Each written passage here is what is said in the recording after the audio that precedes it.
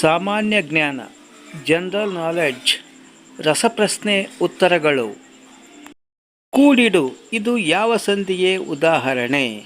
ಕೂಡಿಡು ಲೋಪಸಂಧಿಗೆ ಉದಾಹರಣೆ. ಇಮ್ಮಡಿ ಇದು ಯಾವ ಸಮಾಸಕ್ಕೆ ಉದಾಹರಣೆ?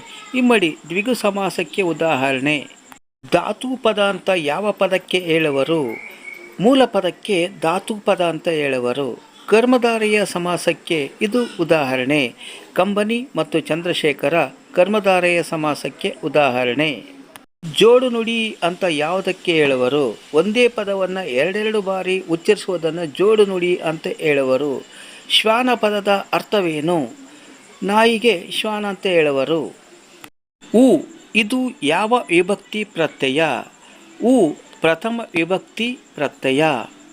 ನೇಸರ ಈ ಪದದ ಅರ್ಥವೇನು? ಸೂರ್ಯನಿಗೆ ನೇಸರ ಅಂತ ಕರೆಯುವರು. ಧನ್ಯವಾದಗಳು. ದಯವಿಟ್ಟು ನಮ್ಮ ಚಾನಲನ್ನು ಸಬ್ಸ್ಕ್ರೈಬ್ ಮಾಡಿ.